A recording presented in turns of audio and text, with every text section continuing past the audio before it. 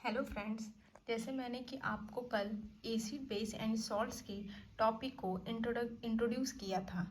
आज मैं आपको एसिड के और उसके टाइप्स के बारे में बताऊंगी कि एसिड और उसके टाइप्स क्या हैं। जैसे कि हमने कल पढ़ा था कि एसिड्स जो होते हैं वो स्टोर होते हैं इन टेस्ट। लेकिन जैसे मान लीजिए लेमन है, लेमन को हम नाइफ से कट करके अगर हम उसका टेस्ट करते हैं तो हमें खट्टा लगता है। लेकिन वो कौन सा एसिड है? एसिड भी तो हमारे पास बहुत तरीके के होते हैं। तो ऐसे इस तरह से मैं आपको एसिड्स के बारे में बताऊंगी कि एसिड और उसके टाइप्स क्या होते हैं। सबसे पहले आइए कि हम दो एसिड्स के बारे में जानते हैं, organic acids and inorganic acids. Organic acids को हम वीक एसिड्स भी कहते हैं, जो मैं आपको आगे एक्सप्लेन करूंगी। पहले मैं आपको ऑर्गेनिक एसिड्स के बारे में बताती हूँ। ऑर्गेनिक एसिड्स क्या होते हैं? The acids present in a plant material and animals are called a organic acid. जो एसिड्स हमें प्लांट मटेरियल और हमें एनिमल्स में मिलते हैं उन्हें हम ऑर्गेनिक एसिड्स कहते हैं। एग्जाम्पल में acetic acid, citric acid, lactic acid, tartaric acid, oxalic acid and formic acid, ये सब हमारे ऑर्गेनिक एसिड होते हैं। जैसे हम एसिटिक एसिड के हम सोर्स के बारे में बताते हैं आपको। जैसे विनेगर, विनेगर में हमें कौन सा एसिड मिलता है? एसिटिक एसिड, जिसे जिसे हम सिरका कहते हैं, राइट। और साइट्रिक एसिड, साइट्रिक एसिड जो होते हैं वो हमें साइट्रस फ्रूट में मिलते हैं। जितने भी खट्टे फल होते हैं जैसे ऑरेंज है, लेमन है, इन सब में हमें साइट्रिक एसिड मिलता है। और क्या कहते हैं कि मतलब जैसे इनके टेस्ट जो होते हैं वो एकदम सोर होते हैं। लैक्टिक एसिड हमें किस में मिलते हैं? लैक्टिक एसिड हमें सोड मिल्क या फिर कर्ड जिसे हम कहते हैं दही में, लैक्टिक एसिड हमें इसमें प्रेजेंट मिलते हैं। टार्टेरिक एसिड जो है वो हमें टैमरिंड यानी इमली में मिलते हैं। ऑक्सैलिक एसिड हमें टोमेटो में मिलते हैं। और फॉर्मिक एसिड जो होती है वो आपकी एंट स्टिंग्स या नेटल लीफ स्टिंग्स, एंट स्टिंग यानी चींटी का काटना, उसमें हमें फॉर्मिक एसिड मिलेगा। फॉर्मिक एसिड्स को हम मेथनोइक एसिड्स भी कहते हैं, जिसे हम आगे कार्बन एंड इट्स कंपाउंड में हम आप इसे पढ़ेंगे कि मेथनोइक एसिड्स होते क्या हैं। दूसरी चीज़ कि नेटल लीफ स्ट्रिंग जो होती है, नेटल लीफ यानी नेटल लीफ एक तरह का प्लांट है जिसे आपको छूने से जो होती है स्ट्रिंग्स होती है, मतलब काटने का अनुभव कुछ होता है, उसे हम लोग नेटल लीफ स्ट्रिंग्स कहते हैं। दूसरी चीज़ इनऑर्गेनिक एसिड्स क्या होते हैं? इनऑर्गेनिक एसिड देखिए आप क्या होते हैं। Mineral acids are a man made acid, इसमें मिनरल, हाँ, इनऑर्गेनिक एसिड्स को हम मिनरल एसिड्स भी कहते हैं और मैन मेड एसिड्स भी कहते हैं। ये स्ट्रॉन्ग एसिड है। स्ट्रॉन्ग एसिड्स का मतलब मैं आपको आगे बताती हूँ। वो एसिड्स जो हमारे अर्थ के मिनरल से प्रिपेयर होते हैं, यानी जो हम खुद प्रिपेयर करते हैं, उन्हें हम मिनरल एसिड कहते हैं। तीन मोस्ट कॉमन एसिड्स हैं, HCl, hydrochloric acids, H2SO4, sulphuric acid, HNO3, nitric acid. हाँ, एक एक्सेप्शन चीज़ ये भी होती है कि ये कार्बोनिक एसिड्स होते हैं। जो कार्बोनिक एसिड्स होता है वो आपको इनऑर्गेनिक एसिड्स तो होता है, लेकिन ये स्ट्रॉन्ग एसिड नहीं होता, ये वीक एसिड्स होता है। आगे देखिए strong acids and weak acids क्या होते हैं। Strong acids, strong acid they are easily, rapidly and completely ionized into water and produces a large amount of the hydrogen ion।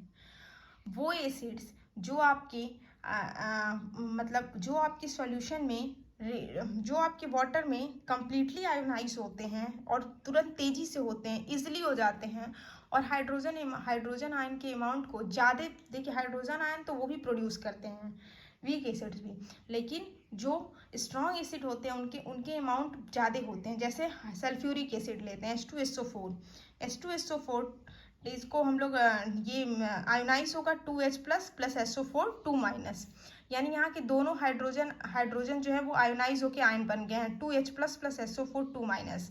इसी तरह H प्लस Cl हो जाएगा, HNO3 भी ऐसे ही हो जाएगा, और H प्लस Cl यानी आपके जो हाइड्रोजन आयन होते हैं वो कम्प्लीटली आयोनाइज हो जाते हैं।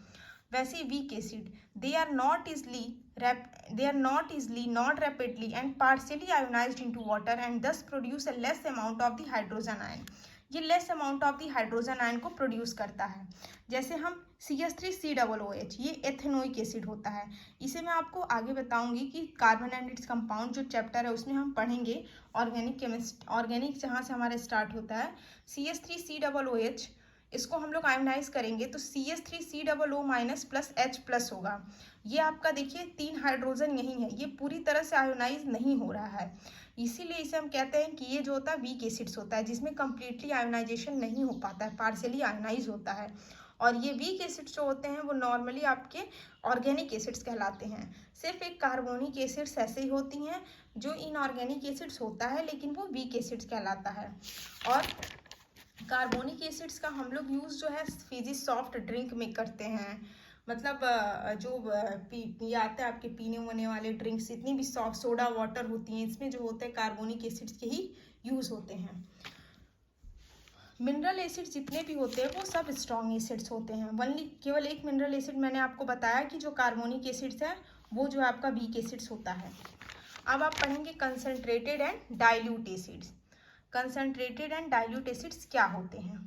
कंसनट्रेटेड एसिड क्या होता है? Concentrated acid is one which contains the minimum possible amount of the water. वो एसिड जिसके अंदर वाटर का कंसंट्रेशन यानी वाटर की मात्रा, वाटर का अमाउंट जो है कम होता है, उसे हम लोग कंसनट्रेटेड एसिड कहते हैं।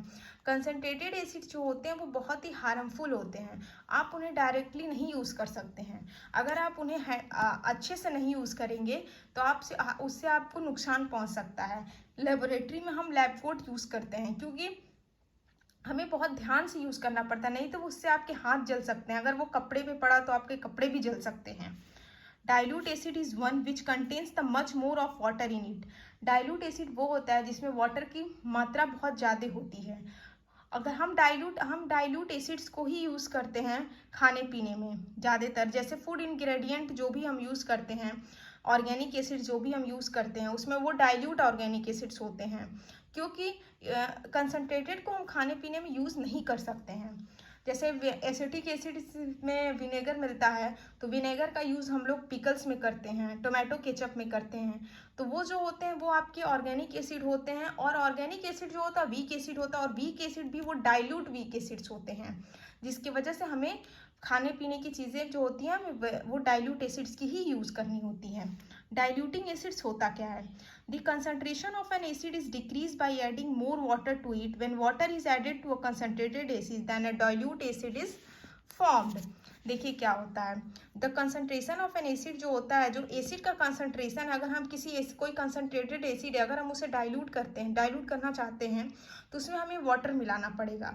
तो हम ऐसा नहीं कर सकते। जैसे हम लैब में मान लीजिए कोई कॉनिकल फ्लास्क लिए हैं, हम उसमें पहले कंसनट्रेटेड एसिड डाल के और उसको ऐसे वाटर नहीं मिला सकते, क्योंकि आप अगर किसी भी कॉनिकल फ्लास्क में कंसनट्रेटेड एसिड को डाल दिए, ठीक, जैसे देखिए ये आपका एक कॉनिकल फ्लास्क है, इसमें आप कंसनट्रेटेड एसिड डाल दे रहे हैं, ठीक, और अगर आप ऐसे चाहते हैं कि आप इसमें वाटर डालते जाएं, तो ये बहुत ज़्यादा हीट एक्सप्लोज करता है, और ये जब हीट एक्सप्लोज करेगा तो इससे आपके चेहरे को नुकसान पहुंच सकता है, आपके कपड़े पर पड़ सकता है। इसलिए हम कभी भी कंसनट्रेटेड एसिड में वाटर को नहीं ऐड करते हैं। हम वाटर को कॉनिकल फ्लास्क में लेते हैं, उसके बाद से हम इसमें एक स्ट्रेरिंग जो होती है, उससे हम इसमें बूंद बूंद की तरह थोड़ा थोड़ा सा कंसनट्रेटेड एसिड जो है डालते हैं, जिससे जो हीट इवॉल्व होता है वो धीरे धीरे होता है।